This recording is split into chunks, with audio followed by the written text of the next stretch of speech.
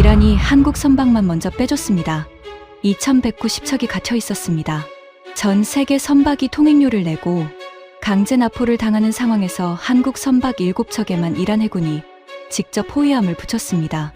로이드 338년 역사에 한 번도 없었던 일이 벌어진 겁니다. 보험 적용 불가를 선언했던 영국 런던이 발칵 뒤집혔습니다. 이란이 적대국 동맹의 선박을 호위한 이유, 그 충격적인 전말을 지금 공개합니다. 시작하기 전 구독과 좋아요, 그리고 대한민국 파이팅 댓글로 한국을 응원해주세요.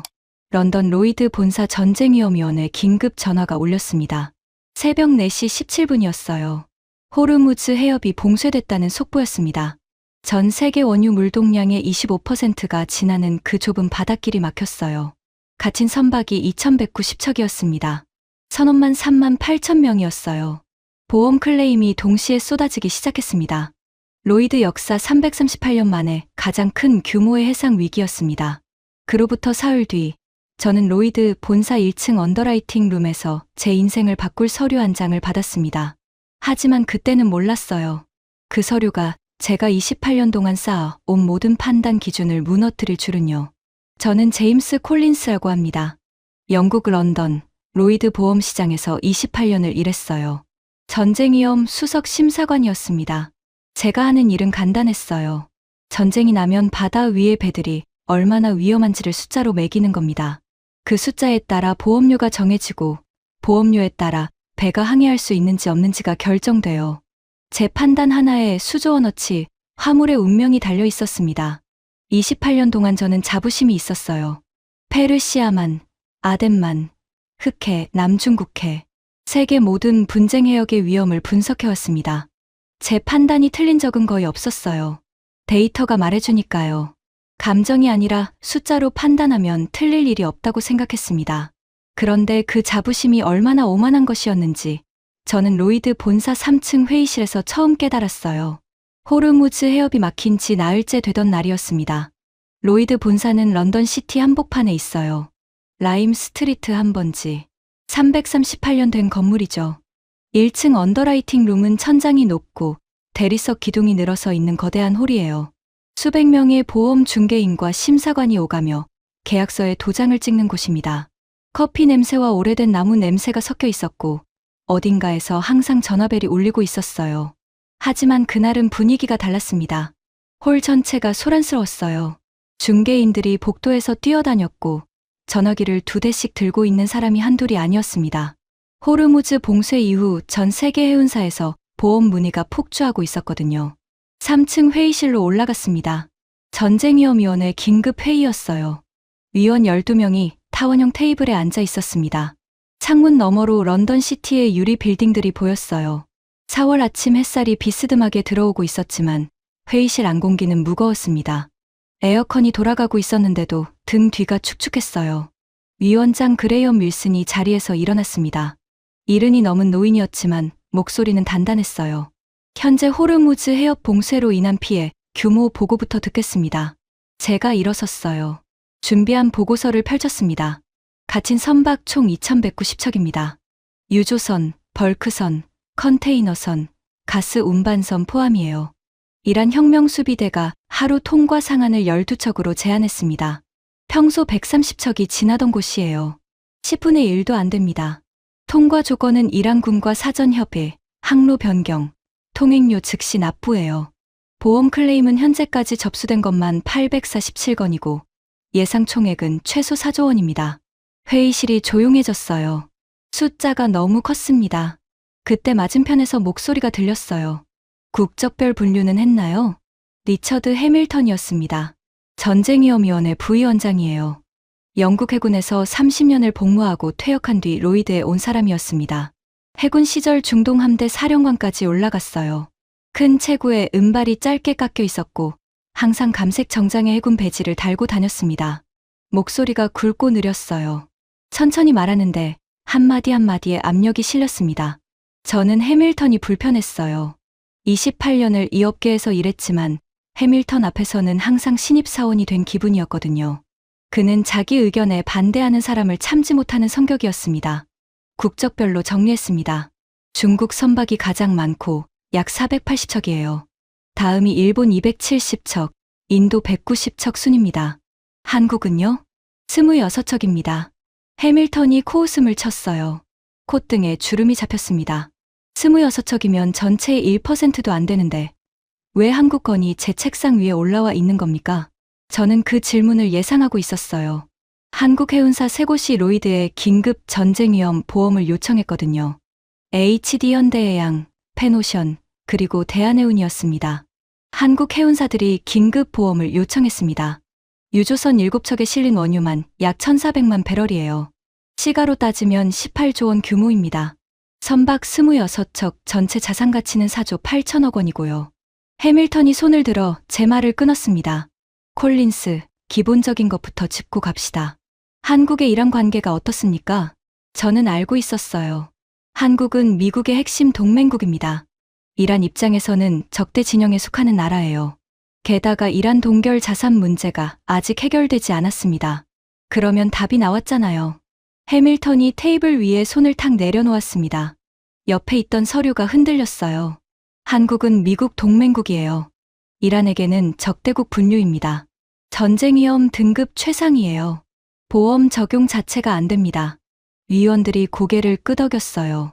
해밀턴 말이 맞았거든요. 로이드 전쟁 위험 분류 체계에서 교정국의 동맹국 선박은 최고 위험 등급을 받습니다. 보험료가 기존의 8배에서 15배까지 올라가고 대부분의 경우 보험 인수 자체를 거부해요. 338년간 한 번도 바뀌지 않은 원칙이었습니다. 그런데 한국 쪽에서 직접 사람이 왔습니다. 위원장이 눈썹을 올렸어요. 여기까지요? 런던까지 날아왔어요. 한국해양수산부 소속이라고 합니다. 면담을 요청하고 있어요. 해밀턴이 의자 등받이에 깊숙이 기댔습니다. 가죽 의자가 삐걱거렸어요. 만날 필요 없어요. 서류로 처리하면 됩니다. 조건을 알려주세요. 보험료 기존 대비 12배, 선박 자체를 담보로 설정, 그리고 한국 정부의 공식 지급 보증서를 요구하세요. 저는 그 조건을 들으면서 속으로 계산했어요. 보험료 12배면 선박 한 척당 하루에 2억 3천만 원이었습니다. 26척이면 하루 총 60억 원이에요. 일주일이면 420억 원이었습니다. 거기에 선박 담보 설정까지 하면 사실상 배를 통째로 내놓으라는 소리였어요. 한국 정부 보증서까지 요구하면 외교 문제가 될 수도 있었습니다. 사실상 거절이나 마찬가지인 조건이었어요. 해밀턴은 그걸 알고 그런 숫자를 부른 거였습니다. 회의가 끝나고 저는 1층으로 내려갔어요. 언더라이팅 룸 한쪽 로비에 한국에서 온 사람이 앉아 있었습니다. 30 중반으로 보이는 여성이었어요. 검은 정장에 작은 태극기 배지가 달려 있었습니다. 노트북을 무릎 위에 올려놓고 있었고 전화기가 2대였어요. 2대를 번갈아 들여다보고 있었습니다. 피곤한 얼굴이었어요. 비행기에서 내린 사람의 피곤함이 아니었습니다. 오래 잠을 못 잔 사람의 피곤함이었어요. 눈 아래가 어두웠고 입술이 갈라져 있었습니다. 저는 잠깐 멈칫했어요. 해밀턴의 조건을 전달해야 했습니다. 하지만 그 조건이 사실상 문전박대라는 걸 저도 알고 있었거든요. 다가가서 말했습니다. 한국해양수산부에서 오신 분이시죠? 그녀가 일어섰어요. 네, 박서연이라고 합니다. 면담이 가능할까요? 저는 잠깐 망설였습니다. 그러다가 해밀턴의 조건을 그대로 전달했어요. 보험료 12배, 선박 담보, 정보보증서. 그녀의 표정이 굳었습니다. 하지만 놀라지는 않았어요. 예상했던 것 같았습니다. 그 조건이면 보험에 가입하는 것보다 배를 포기하는 게 나을 수도 있다는 거 아시죠? 저는 대답하지 못했습니다. 그녀가 맞았으니까요. 한 가지만 여쭤볼게요. 그녀가 노트북 화면을 돌려서 보여줬어요. 지금 페르시아만 안에 갇힌 한국 선원이 173명입니다. 이 사람들의 안전은 보험 등급으로 계산할 수 있는 겁니까? 저는 대답하지 못했어요. 그녀가 노트북을 접고 가방에 넣었습니다. 그러고는 고개를 숙여 인사하고 로비를 빠져나갔어요. 작은 뒷모습이 로이드 본사의 거대한 대리석 기둥 사이로 사라졌습니다. 솔직히 말하면 저는 그 순간 별다른 감정이 없었어요. 안타깝긴 했지만 규정은 규정이었으니까요. 한국은 미국 동맹국이고 이란에게는 적대국 분류이고 전쟁 위험 최상위 등급은 당연한 거라고 생각했습니다. 사무실로 돌아와서 모니터를 켰어요. 호르무즈 실시간 모니터링 화면이었습니다. 선박 위치 추적 시스템으로 2190척의 위치가 점으로 찍혀 있었어요. 빨간 점은 위험 구역, 노란 점은 대기 구역, 초록 점은 안전 통과된 선박이었습니다. 한국 선박 26척은 전부 노란 점이었어요. 페르시아만 안쪽에서 조용히 대기하고 있었습니다. 도망가지 않고 있었어요. 그때까지만 해도 저는 그게 이상하다고 생각하지 않았습니다. 그런데 사흘 뒤, 제 데스크에 이상한 보고서가 올라왔어요. 중동 지부에서 보낸 전쟁 위험 주간 보고서였습니다. 매주 월요일마다 오는 정기 보고서예요. 이란의 선박 통제 현황을 국적별로 정리한 자료였습니다. 통행료 징수 현황, 강제 납포 건수, 항로 변경 명령 건수가 표로 깔끔하게 정리되어 있었어요. 저는 숫자를 하나씩 확인하다가 손이 멈췄습니다. 중국 선박 480척 중 312척의 통행료 부과, 27척 강제 납포, 일본 선박 270척 중 189척의 통행료 부과, 14척 강제 납포, 인도 선박 190척 중 143척의 통행료 부과, 8척 강제 납포, 한국 선박 26척 중 통행료 부과 0척, 강제 납포 0척, 항로 변경 명령 0척, 전부 0이었습니다. 저는 화면을 한 번 더 봤어요. 데이터 오류인가 싶어서 중동 지부에 확인 메일을 보냈습니다. 20분 뒤 답장이 왔어요. 데이터 정확합니다. 이란이 한국 선박에 아직 어떤 강제 조치도 취하지 않고 있습니다. 저는 의자 등받이에 기댔어요. 천장의 형광등 불빛이 눈에 들어왔습니다. 말이 안 됐거든요. 한국은 미국의 핵심 동맹국이에요. 주한미군이 주둔하고 있고 이란 제재에도 참여했었습니다. 이란이 가장 먼저 때려야 할 나라 중 하나가 한국이었어요. 그런데 영이란이요. 저는 해밀턴 사무실로 갔습니다. 보고서를 보여줬어요. 해밀턴이 잠깐 봤습니다. 5초도 안 걸렸어요. 아직 손을 안 댄 거지. 곧 때릴 겁니다. 26척짜리 소국 선박을 이란이 신경이나 쓰겠어요? 나중에 한꺼번에 처리하려는 겁니다. 그가 보고서를 테이블 위에 툭 밀어놓았어요. 다른 나라부터 처리하세요, 콜린스. 한국은 우선순위가 아니에요. 저는 사무실을 나왔습니다. 복도 창문 너머로 런던의 4월 하늘이 회색이었어요. 비가 올 것 같았습니다. 가로등이 켜지기 시작했고 택시들이 라임 스트리트를 지나가고 있었어요. 빨간 2층 버스가 멈춰섰다가 다시 출발했습니다. 해밀턴 말이 맞을 거라고 생각했어요. 이란이 아직 한국까지 손이 안 간 것뿐이겠지. 곧 통행료를 부과하고 강제 납포를 시작하겠지. 26척이면 금방 처리할 테니까요. 하지만 사무실로 돌아와서 다시 모니터를 봤습니다. 한국 선박 26척의 노란 점들이 페르시아만 안쪽에서 조용히 깜빡이고 있었어요. 도망가지도 움직이지도 않고 거기 있었습니다. 그 노란 점들을 보면서 저는 아주 작은 불편함 같은 걸 느꼈어요. 설명할 수 없는 불편함이었습니다. 데이터에 맞지 않는 뭔가가 있었어요. 28년 경력이 만든 감각이었습니다. 숫자가 말이 안 될 때 느끼는 그 미세한 불쾌함이었어요. 하지만 저는 그 불편함을 무시했습니다. 해밀턴이 말한 대로 한국은 우선순위가 아니었으니까요. 그게 제 첫 번째 실수였어요. 그리고 다음 주 월요일 중동 지부에서 새로운 보고서가 올라왔습니다. 이번에는 보고서 표지에 빨간 글씨로 긴급이라고 찍혀 있었어요. UAE 전투 피해 보고서였습니다. 아랍에미리트에 배치된 방공 시스템별 실전 성과 분석이었어요.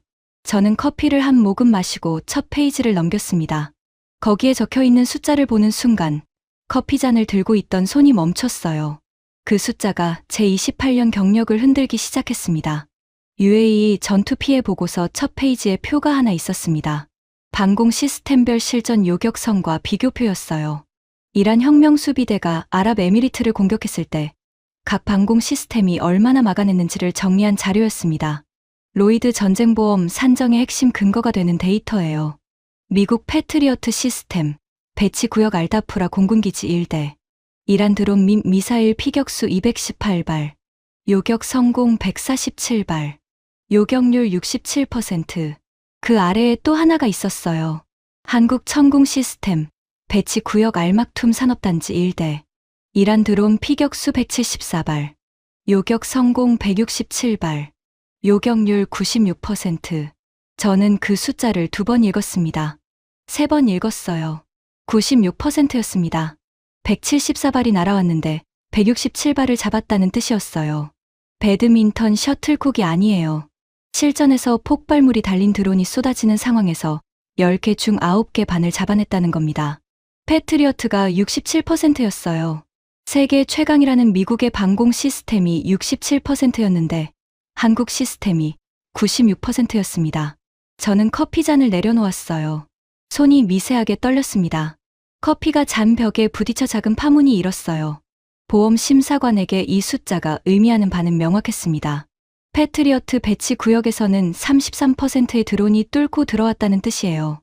71발이 방어선을 뚫었습니다. 그 구역에 있던 시설물, 장비, 인원이 피해를 입었어요. 보험 클레임이 쏟아졌습니다. 반면 천궁 배치 구역은 7발만 뚫렸어요. 피해가 거의 없었습니다. 보험 클레임도 거의 없었어요. 저는 사무실 의자에서 일어나 창문 쪽으로 걸었습니다. 런던 하늘에 구름이 낮게 깔려 있었어요. 빗방울이 유리창에 비스듬하게 부딪히고 있었습니다. 아래로 택시들이 줄지어 지나갔어요. 솔직히 이 숫자가 바로 믿어지지는 않았어요. 한국 방공 시스템이 미국보다 낫다고요?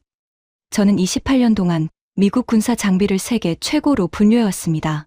로이드 전쟁위험 분류 체계에서 미국제 방공 시스템이 배치된 구역은 항상 위험도가 한 단계 낮았어요. 그게 업계 상식이었습니다. 하지만 숫자는 거짓말을 하지 않아요. 67% 대 96%. 이건 오차 범위가 아니었습니다. 제가 가장 먼저 한 일은 해밀턴에게 보고하는 것이었어요. 보고서를 들고 3층으로 올라갔습니다. 해밀턴 사무실 문이 열려 있었어요. 그는 창가에 서서 전화 통화 중이었습니다. 제가 들어오는 걸 보고 손짓으로 앉으라고 했어요. 통화를 끝내고 의자에 앉았습니다. 뭡니까? UAE 전투 피해 보고서입니다. 방공 시스템별 요격률 데이터가 나왔어요. 해밀턴이 보고서를 받아서 훑어봤습니다. 패트리어트 67% 부분에서 잠깐 멈췄어요. 그리고 그 아래 천궁 96%를 봤습니다. 그의 표정이 변하지 않았어요. 5초 정도 봤습니다. 그러고는 보고서를 테이블에 내려놓았어요. 단일 전투 데이터로 시스템 성능을 평가하는 건 위험합니다. 조건이 달랐을 수 있어요. 이란 드론이 구형이었을 수도 있고 천궁 운용 환경이 유리했을 수도 있습니다. 저도 그렇게 생각하긴 했어요. 하지만 한 가지 더 있었습니다. 해밀턴 부위원장님, 패트리어트 배치 구역의 보험 클레임이 47건입니다. 천궁 배치 구역은 3건이에요. 그가 저를 봤어요. 회색 눈동자가 차가웠습니다. 그래서요? 보험 산정 기준을 재검토해야 할 수도 있다는 뜻입니다. 한국제 방공 시스템의 보호 효과가 우리 예상보다 높다면 해당 구역 선박의 위험 등급을 조정해야 합니다. 해밀턴이 의자에서 약간 몸을 앞으로 기울였어요. 콜린스, 정신 차리세요. 한국 무기는 가격 경쟁력으로 파는 겁니다. 유럽이나 미국제의 절반 가격에 팔아치우는 거예요.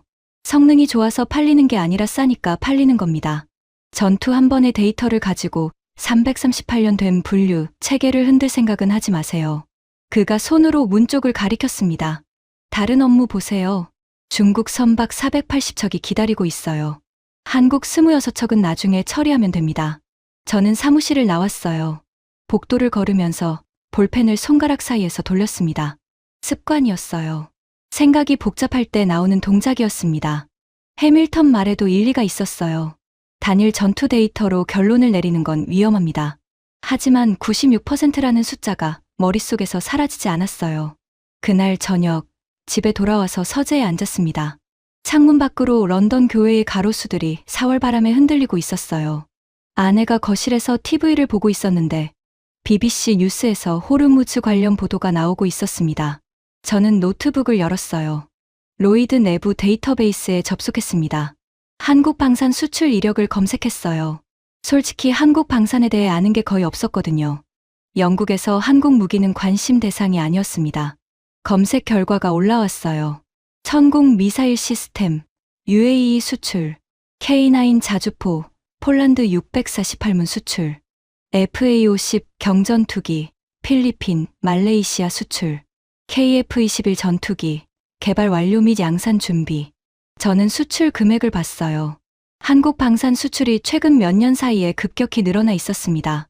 유럽, 중동, 동남아시아로 확산되고 있었어요. 하지만 그건 그냥 참고사항이었습니다. 제가 진짜 궁금한 건 다른 거였어요. 이란이 왜 한국 선박에 손을 대지 않는가? 천궁이 이란 드론을 막았으니까 보복해야 하는 거 아닌가? 오히려 더 적대적이어야 하는 거 아닌가? 그 답을 찾지 못한 채 잠이 들었습니다. 다음 날 아침이었어요.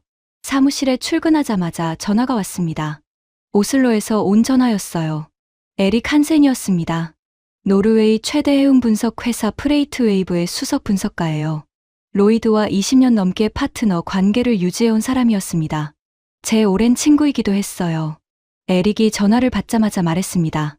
제임스, UAE 보고서 봤어? 방금 어제 봤어. 96%라는 숫자에 대해서 어떻게 생각해? 에릭이 잠깐 침묵했어요. 오슬로 사무실 뒤로 키보드 치는 소리가 들렸습니다. 숫자도 대단하지만 내가 더 놀란 건 다른 거야. 뭔데? 그 포대에서 미군이 철수했어. 저는 전화기를 살짝 눌러 잡았어요. 뭐라고? 이란 공습이 시작되고 미군이 자국민 보호를 이유로 UAE 방공포대에서 인원을 뺐어. 패트리어트 운용 인력도 일부 빠졌고 미군이 직접 운용하지 않는 포대에서는 완전 철수했어. 그러면 천궁포대는? 에릭의 목소리가 낮아졌어요. 한국 기술자들이 남았어. 4명이야. 저는 의자에서 등이 떨어졌습니다. 등받이에 기대고 있다가 몸이 앞으로 나온 거예요. 전쟁 중에 남았다고? 미군이 다 빠진 자리에서 한국 기술자 4명이 발사 통제 시스템 앞에 앉아 있었어. 이란 드론이 쏟아지는 상황에서 기지 밖에서 폭발 소리가 나는데 그 자리를 지켰어. 저는 전화기를 든 채로 한참 있었어요. 창문 밖 언던 하늘이 흐렸습니다. 빗방울이 다시 떨어지기 시작했어요. 에릭, 그 4명이 174발을 막은 거야? 167발을 잡았지. 96%야. 저는 숨을 내쉬었습니다. 어제까지 96%는 그냥 숫자였어요. 시스템 성능을 나타내는 통계 수치였습니다. 하지만 지금은 달랐어요. 그 숫자 뒤에 사람이 4명 있었습니다.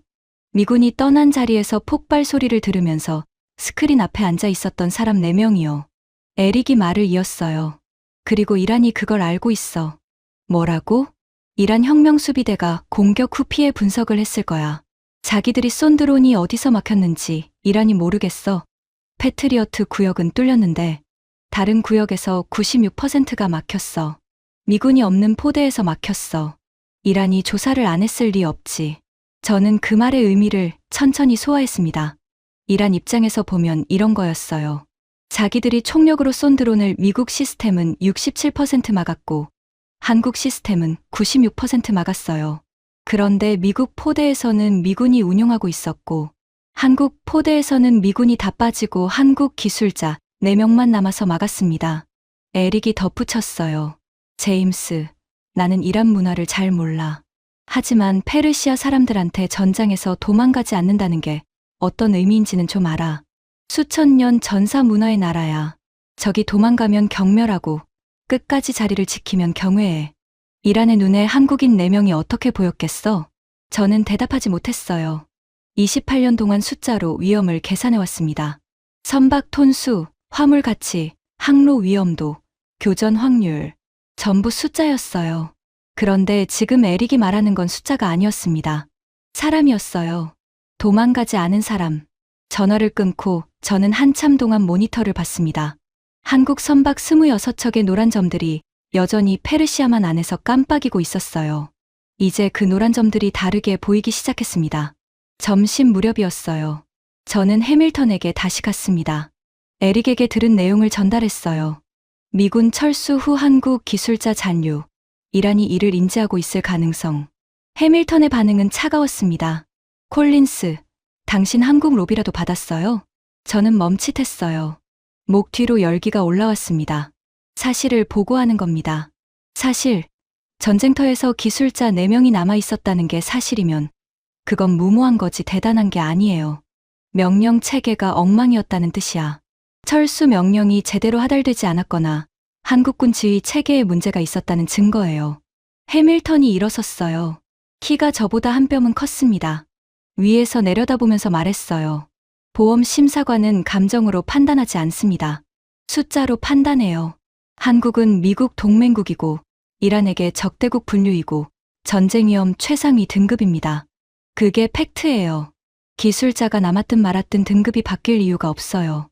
저는 사무실을 나왔습니다. 복도에서 벽에 등을 기대고 잠깐 서 있었어요. 심장이 빠르게 뛰었습니다. 분노 때문이었어요. 해밀턴에 대한 분노가 아니었습니다. 저 자신에 대한 분노였어요. 일주일 전까지 저도 해밀턴과 똑같이 생각했었거든요. 한국은 우선순위가 아니라고. 26척짜리 소국 선박은 나중에 처리하면 된다고. 그날 오후 런던 로이드 1층 로비에서 우연히 일본 측 보험 중개인을 만났습니다. 미스이 해운 런던 사무소에서 나온 타나카라는 사람이었어요. 양복이 구겨져 있었고 넥타이가 약간 풀려 있었습니다. 피곤한 얼굴이었어요. 콜린스 씨, 일본 선박건으로 상의할 게 있습니다. 저는 1층 구석 소파 쪽으로 안내했어요. 커피 자판기에서 커피 2잔을 뽑았습니다. 종이컵에서 따뜻한 김이 올라왔어요. 타나카가 서류를 꺼냈습니다. 일본 선박 2척이 해협을 빠져나왔습니다. 하지만 46시간이 걸렸어요. 이란군과 사전 협의하고 항로를 변경하고 통행료를 지불하고 중간에 2차례 검문을 받았습니다. 추가 비용만 척당 47억 원이에요. 저는 끄덕였어요. 일본 측 상황은 이미 파악하고 있었습니다. 그런데 타나카가 목소리를 낮췄어요. 콜린스 씨, 한 가지 여쭤봐도 됩니까? 네. 한국 선박은 어떻게 하고 있습니까? 저는 그 질문에 잠깐 멈췄어요. 어떤 의미로 물으시는 겁니까? 타나카가 종이컵을 2손으로 감쌌습니다. 손이 약간 떨리고 있었어요. 저희가 파악한 바로는 한국 선박의 이란이 아직 아무런 조치를 취하지 않고 있습니다. 통행료도 부과하지 않았고 항로 변경 명령도 없었어요. 그게 사실입니까? 사실입니다. 타나카가 고개를 살짝 숙였어요. 무릎 위에 놓인 서류를 내려다봤습니다. 잠깐 침묵이 흘렀어요. 한국은 저희와 다른 위치에 있는 것 같습니다. 그 한마디가 묘하게 무거웠어요. 일본 사람이 한국에 대해 그렇게 말하는 걸 저는 처음 들었습니다. 다른 위치라는 건 단순히 외교적 위치를 말하는 게 아니었어요. 타나카의 표정을 보면 알 수 있었습니다. 거기에는 인정과 당혹감이 섞여 있었어요. 타나카가 돌아간 뒤 저는 1층 로비에 한참 앉아 있었습니다. 로이드 본사 1층은 높은 천장 아래로 항상 웅성거리는 소리가 울려 퍼졌어요. 중개인들의 구두 소리, 전화벨, 키보드 치는 소리가 하나의 소음으로 합쳐져 있었습니다. 그 소음 속에서 저는 타나카의 말을 곱씹었어요. 한국은 다른 위치에 있다. 일본이 46시간 걸려 2척을 빼냈는데 한국은 26척이 그냥 거기 앉아 있어요. 이란이 건드리지 않고 있었습니다. 사무실로 올라가다가 엘리베이터에서 위원 한 명을 만났어요. 마크 에드워즈라는 사람이었습니다. 전쟁위험위원회에서 가장 젊은 위원이었어요. 40 초반이었고 옥스퍼드 출신의 데이터 분석을 전공한 사람이었습니다. 해밀턴과 자주 충돌했어요. 콜린스, UAE 보고서 봤어요? 봤습니다. 96%라는 숫자, 어떻게 생각해요? 저는 조심스럽게 대답했어요. 단일 전투 데이터라 결론 내리기는 이르지만 주목할 만한 수치입니다. 에드워즈가 엘리베이터 버튼을 눌렀습니다. 해밀턴 부위원장이 뭐라고 하던가요? 조건이 유리했을 거라고 했어요. 에드워즈가 웃었습니다. 비웃음은 아니었어요. 씁쓸한 웃음이었습니다. 해밀턴은 미국 해군 출신이야. 미국제 무기가 최고라는 전제를 부정하면 자기 30년이 부정되는 거지. 엘리베이터 문이 열렸어요. 에드워즈가 내리면서 말했습니다. 데이터는 거짓말 안 해요, 콜린스. 해밀턴도 결국은 인정해야 할 겁니다. 그 말을 듣고 사무실에 돌아왔을 때 새로운 메일이 와 있었어요. 에릭 한센이 보낸 메일이었습니다. 제목이 짧았어요. 이것 좀 봐. 첨부 파일을 열었습니다. 이란 측 소식통이 파키스탄 중재팀을 통해 흘린 정보였어요. 에릭의 노르웨이 네트워크로 입수한 자료였습니다. 내용은 이랬어요. 이란이 이슬라마바드 협상 테이블에서 한국을 직접 거론했다. 한국이 아랍에미리트에 배치한 방공 시스템이 이란의 공격을 96% 차단한 사실을 이란이 공식적으로 인정했다. 그리고 이란 협상단이 이렇게 말했다. 한국은 이 협상의 당사자가 될 자격이 있는 나라다. 저는 그 문장을 모니터 위에서 다시 읽었습니다. 당사자가 될 자격. 협상장 밖에 있는 나라를 이란이 먼저 불렀어요. 적대국의 동맹국인 나라를요. 자기들의 드론을 96% 격추시킨 나라를요. 보통 그러면 보복하지 않습니까? 적대감이 커져야 하는 거 아닌가요? 우리를 막은 나라니까 더 미워해야 하는 거 아닌가요? 그런데 이란은 반대로 갔어요. 경회로 갔습니다. 에릭이 전화로 말했던 것이 떠올랐어요. 페르시아 문화에서 전장을 지킨 자에 대한 경회. 적이 도망가면 경멸하고 끝까지 자리를 지키면 경회한다. 미군은 떠났어요. 한국 기술자 4명은 남았습니다. 이란은 그 차이를 봤어요. 저는 즉시 해밀턴에게 갔습니다. 이번에는 메일이 아니라 직접 보고서를 프린트해서 들고 갔어요. 사무실 문을 노크했습니다. 해밀턴이 전화 통화 중이었어요. 저를 보고 손으로 기다리라는 신호를 했습니다. 3분쯤 기다렸어요. 통화가 끝났습니다. 또 한국 건입니까? 이란 협상단이 한국을 거론했다는 정보입니다. 해밀턴이 보고서를 받아들었어요. 읽기 시작했습니다. 이번에는 5초가 아니었어요. 30초 정도 읽었습니다. 중간에 안경을 벗었다가 다시 쓰기도 했어요. 읽기를 끝내고 보고서를 테이블에 내려놓았습니다. 이건 미확인 정보입니다. 파키스탄 중재팀을 통해 흘러나온 것이니 신뢰도가 낮아요. 에릭 한센이 검증한 겁니다. 에릭의 소스를 의심하신 적이 있으십니까? 해밀턴이 잠깐 멈췄어요. 에릭 한센의 신뢰도는 업계에서 최고였거든요. 노르웨이 프레이트 웨이브의 분석은 로이드도 참고할 정도였습니다. 에릭을 의심하는 건 아닙니다.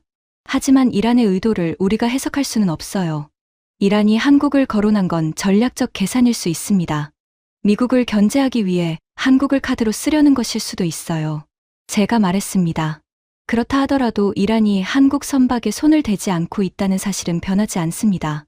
그리고 이란이 한국에 비공식 통로를 열어줄 가능성이 있다는 정보도 있어요.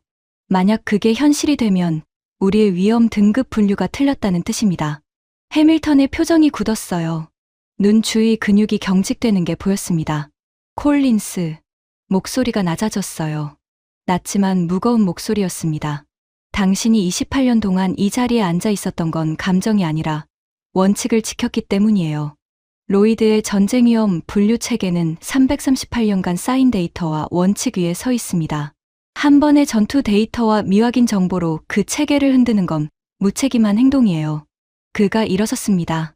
한국 선박 전쟁 위험 등급 변경은 없습니다. 이 건에 대해 더 이상 보고하지 마세요. 시간 낭비입니다. 저는 사무실을 나왔어요. 복도가 길었습니다. 형광등 불빛 아래로 카펫이 깔려 있었고 제 구두 소리가 조용히 울렸어요. 분했습니다. 데이터가 있는데, 숫자가 말하고 있는데 해밀턴은 보지 않으려 했어요. 아니, 볼 수 없었던 것 같아요. 미국 해군에서 30년을 보낸 사람에게 한국 무기가 미국보다 낫다는 데이터는 받아들일 수 없는 것이었습니다. 사무실로 돌아와서 모니터를 켰어요. 그리고 새로운 메일이 와 있었습니다. 에릭이 다시 보낸 거였어요. 제목은 이랬습니다. 추가 정보, 한국 기술자 관련. 열어봤어요. UAE 포대에서 근무했던 한국 기술자 4명 중 1명이 현재 페르시아만 안에 있다. 포대 임무를 마치고 귀국하려다가 해협이 봉쇄돼서 선박에 갇혔다. 한국 선박 26척 중 한 척에 타고 있다. 저는 의자에서 몸이 굳었어요. 174발을 막아낸 사람이 지금 그 바다에 있었습니다.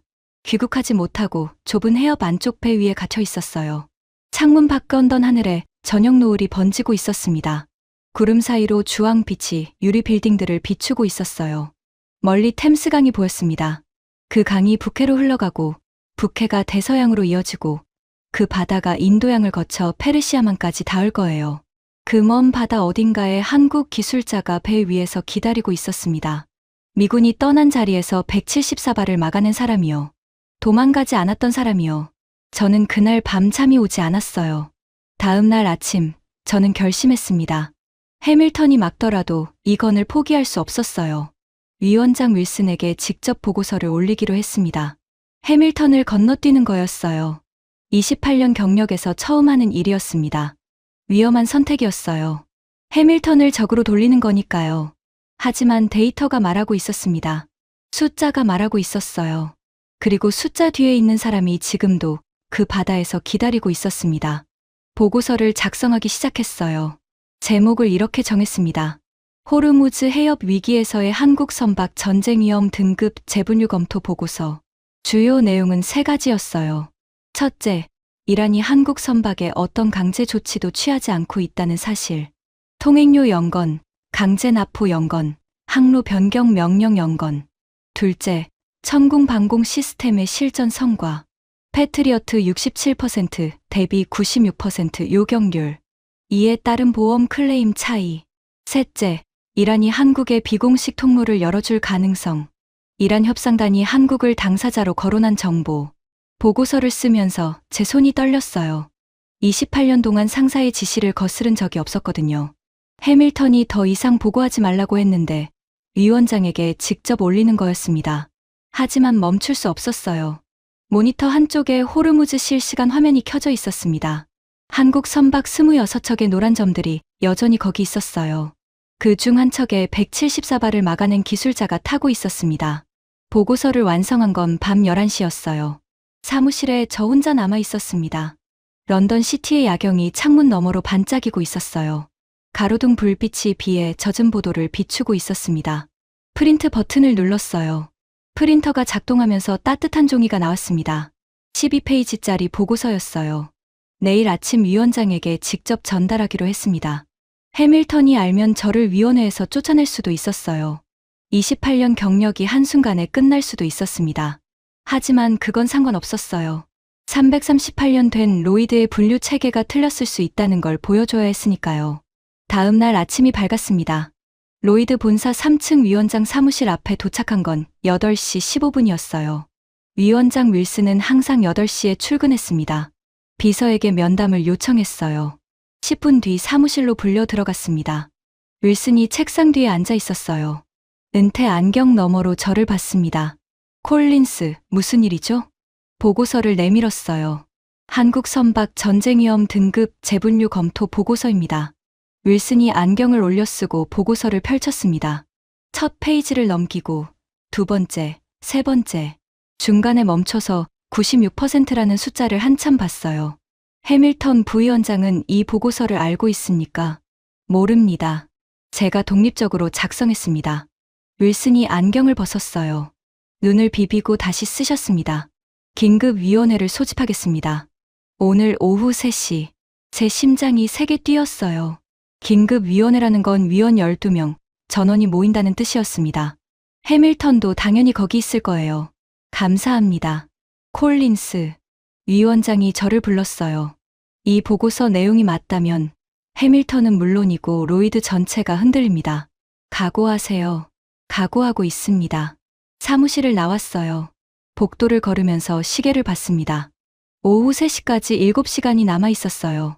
그 7시간이 제 인생에서 가장 긴 7시간이 될 거라는 걸 그때는 몰랐습니다. 오후 2시 50분. 3층 회의실 앞에 도착했어요. 문이 닫혀 있었습니다. 안에서 의자 끌리는 소리가 났어요. 위원들이 이미 모이고 있었습니다. 문을 열었어요. 타원형 테이블에 위원 12명이 앉아 있었습니다.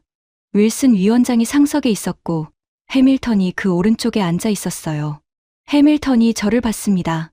눈빛이 차가웠어요. 그는 이미 알고 있었습니다. 위원장이 긴급 소집을 건 이유를요. 그리고 제가 그 배우라는 것도요. 앉으세요, 콜린스. 위원장이 말했어요. 저는 테이블 맞은편에 앉았습니다. 해밀턴과 정면으로 마주보는 자리였어요. 콜린스 수석 심사관이 제출한 보고서를 검토하겠습니다. 콜린스, 직접 설명하세요. 저는 일어섰어요. 보고서를 펼쳤습니다. 12페이지의 데이터를 하나씩 설명하기 시작했어요. 이란의 국적별 선박 통제 현황, 한국만 전 항목 연건, 천궁 96%대 패트리어트 67%, 보험 클레임 차이, 이란 협상단의 한국 당사자 발언. 발표를 끝내자 회의실이 조용해졌어요. 위원들이 서로 눈짓을 주고받았습니다. 해밀턴이 입을 열었어요. 목소리가 낮고 단단했습니다. 위원장님, 콜린스 수석 심사관의 보고서에 몇 가지 문제가 있습니다. 그가 일어섰어요. 첫째, 단일 전투 데이터로 시스템 성능을 평가하는 건 통계적으로 유의미하지 않습니다. 둘째, 이란 협상단 발언은 미확인 정보입니다.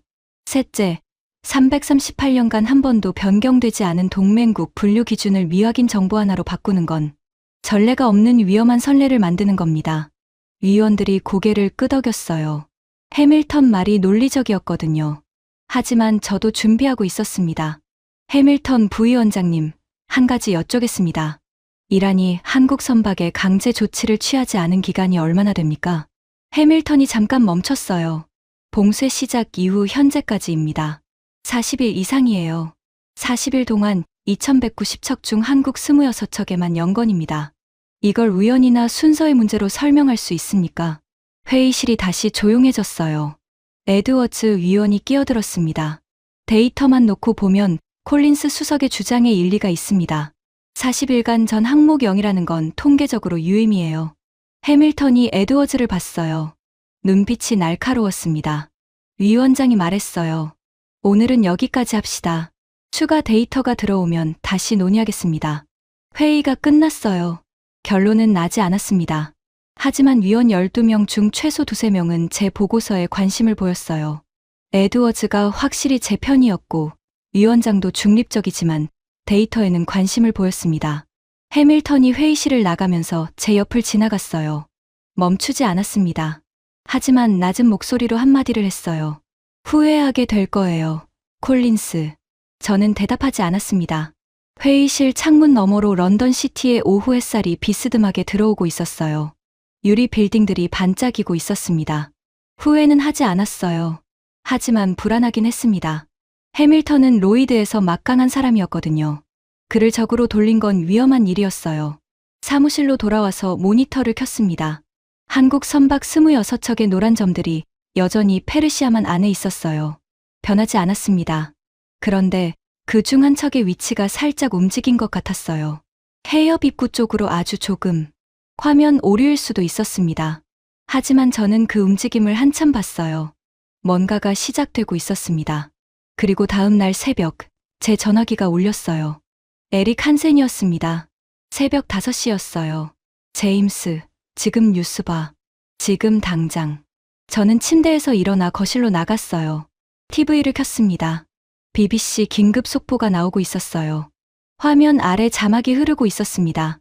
그 자막을 읽는 순간 저는 숨이 멎었어요. BBC 화면 아래 자막이 이렇게 흐르고 있었습니다. 한국 선박 7척, 이란 해군 호위 아래 호르무즈 해협 통과, 유조선 포함. 저는 거실 소파 가장자리에 앉아서 그 자막을 3번 읽었어요. 아내가 뒤에서 무슨 일이냐고 물었지만 대답할 수 없었습니다. 입이 열리지 않았어요. 이란 해군 호위라고 적혀 있었습니다. 이란이 직접 안내했어요. 2190척이 기다리는 상황에서 한국 배가 먼저 나왔습니다. 다른 나라 선박에는 통행료를 걷고 강제 납포를 하고 항로 변경을 명령하면서 한국 선박에는 호위함을 붙여줬어요. 전화기를 들었습니다.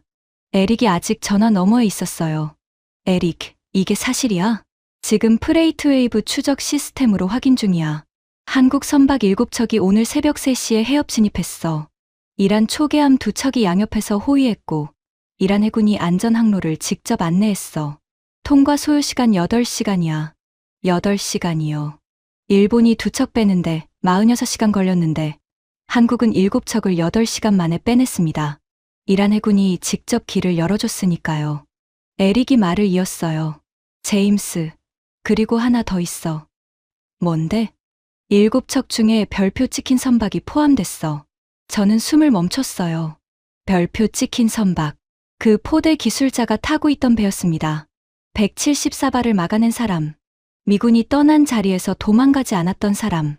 귀국하려다가 해협이 막혀서 갇혔던 사람. 그 사람이 나왔어요. 이란 해군 호위를 받으면서. 전화를 끊고 저는 한참 거실에 앉아 있었습니다.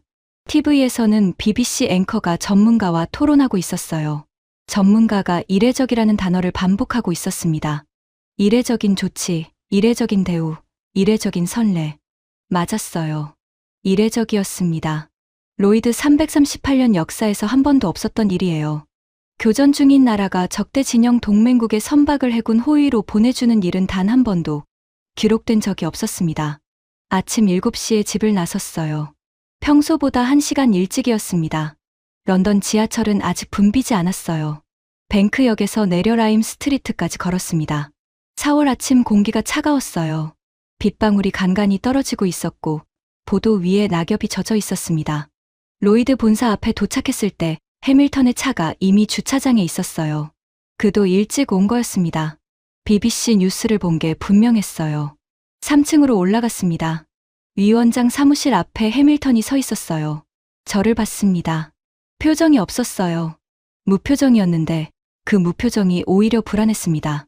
위원장 사무실 문이 열렸어요. 비서가 두 사람 다 들어오라고 했습니다.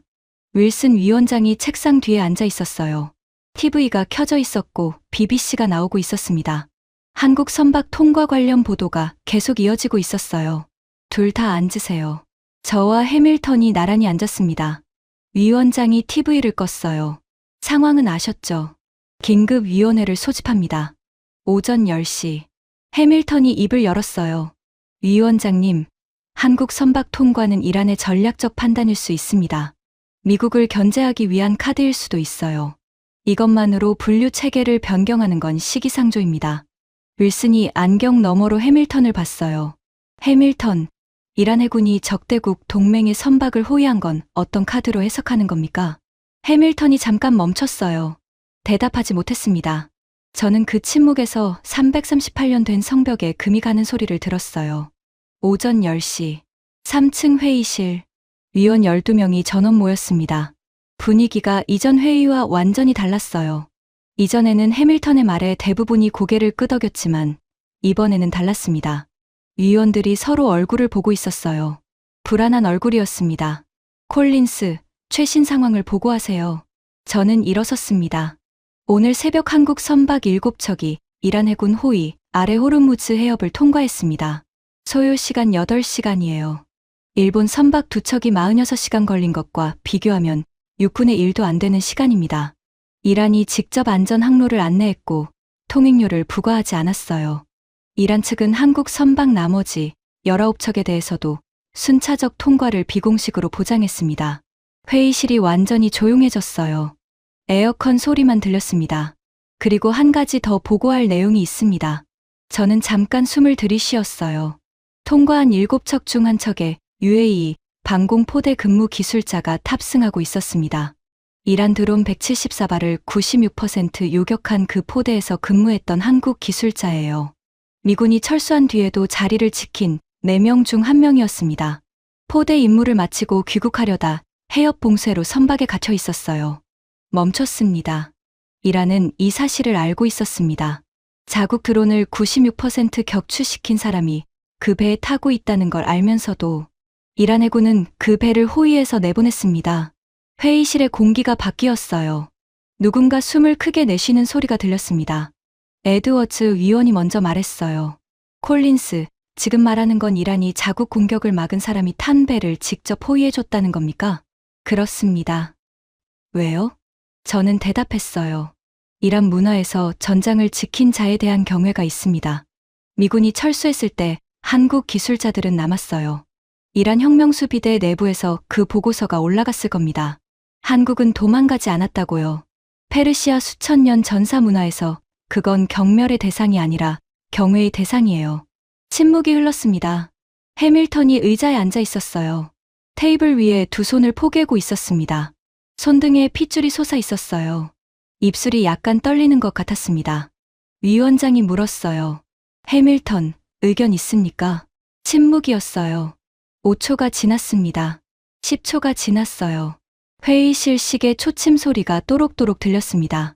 해밀턴이 입을 열었어요. 목소리가 달라져 있었습니다. 낮고 단단하던 목소리가 아니었어요. 조금 갈라져 있었습니다. 그 기술자가 아직 거기 있었단 말이에요? 저는 끄덕였어요. 포대에서 174발을 맞고 귀국하려다 해협이 막혀서 배 위에서 기다리고 있었습니다. 40일 넘게요. 해밀턴이 고개를 살짝 숙였어요. 테이블 위에 두 손이 움직이지 않았습니다. 잠깐이었어요. 아주 잠깐이었지만 저는 그 순간 해밀턴의 어깨가 아주 미세하게 내려오는 걸 봤습니다. 영국 해군에서 30년을 복무한 사람이에요.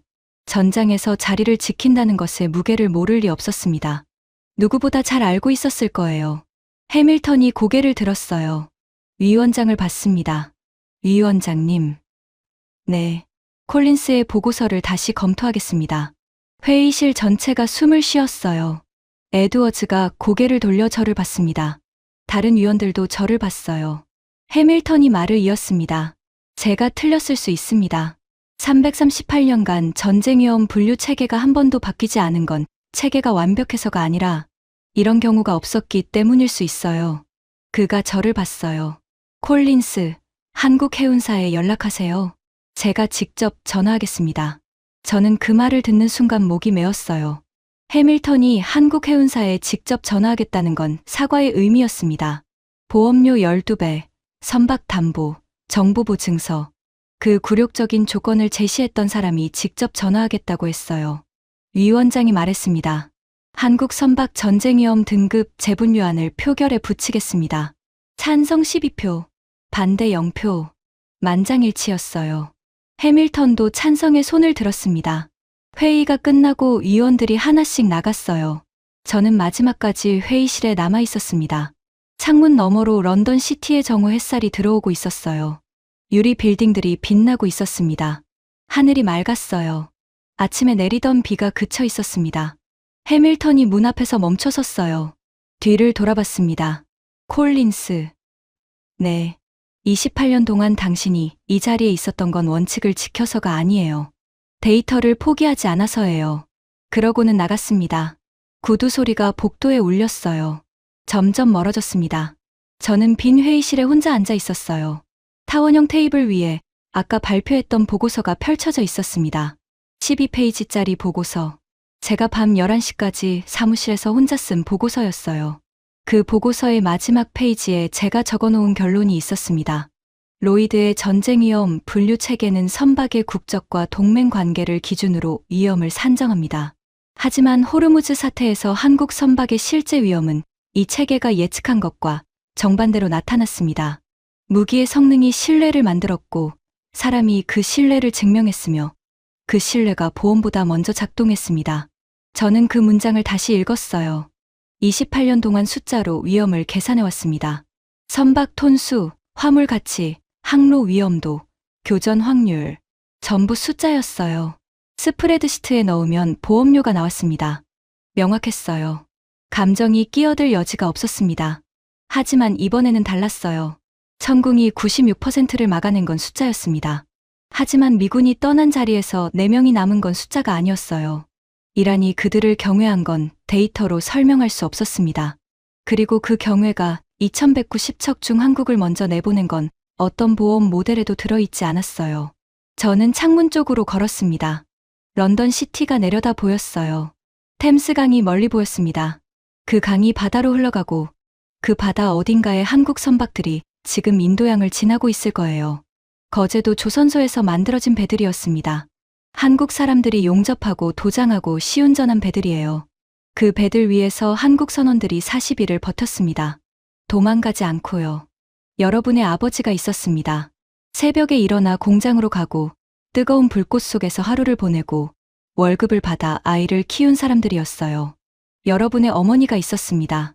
구로공단 재봉틀 앞에서 중동 사막 52도 볕 아래에서 맨손으로 이 나라의 기초를 놓은 사람들이었어요. 그 손이 만든 기술이 사막에서 증명됐습니다. 그 기술을 지킨 사람이 전장에서 남았습니다. 그 기록이 적의 마음을 움직였어요. 보험보다 먼저, 외교보다 먼저, 협상보다 먼저, 신뢰가 움직였습니다. 로이드 338년 역사에 이런 경우는 없었어요. 보험, 교과서에도 없습니다. 스프레드시트에 입력할 칸도 없어요. 하지만 일어났습니다. 한국이 그걸 증명했어요. 저는 사무실로 돌아왔습니다. 해밀턴이 제 자리 앞에 서 있었어요. 제 책상 위에 메모지가 한 장 놓여 있었습니다. 한국 해운사 담당자 연결해 주세요. 내가 직접 전화하겠습니다. 그리고 런던까지 왔던 그 한국 여성분 연락처도 부탁합니다. 사과해야 할 것 같습니다. 해밀턴. 저는 그 메모를 한참 들여다봤어요. 해밀턴의 필체는 군인 출신답게 단정했습니다. 각이 져 있었어요. 하지만 마지막 줄, 사과해야 할 것 같습니다라는 문장의 끝이 약간 흐트러져 있었어요. 손이 떨렸던 건지, 멈칫했던 건지, 저는 모릅니다. 하지만 그 흐트러짐이 진심이라는 걸 알 수 있었어요. 창문 밖 런던 하늘이 맑았습니다. 오후 햇살이 로이드 본사 유리벽에 반사되어 라임 스트리트 전체를 비추고 있었어요. 저는 28년 동안 숫자로 세상을 읽어왔습니다. 위험을 계산하고 확률을 산정하고 보험료를 매겨왔어요. 그 시스템이 완벽하다고 믿었습니다. 하지만 한국이 보여준 건 제 시스템 바깥에 있었어요. 보험은 위험을 계산합니다.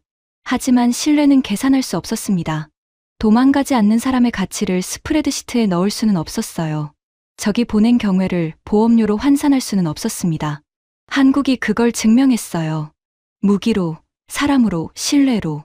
로이드 338년 역사에 새로운 한 줄이 쓰여졌습니다.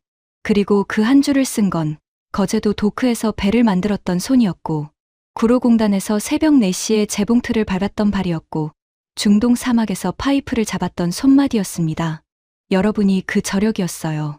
지금까지 영국 로이드 본사에서 벌어진 충격적인 이야기였습니다. 도망가지 않는 사람들이 만들어낸 신뢰, 그것이 바로 대한민국의 저력입니다. 이 이야기가 감동이 되셨다면 주변에 널리 공유해 주세요. 구독과 좋아요도 부탁드립니다. 지금까지 감동날다였습니다. 감사합니다.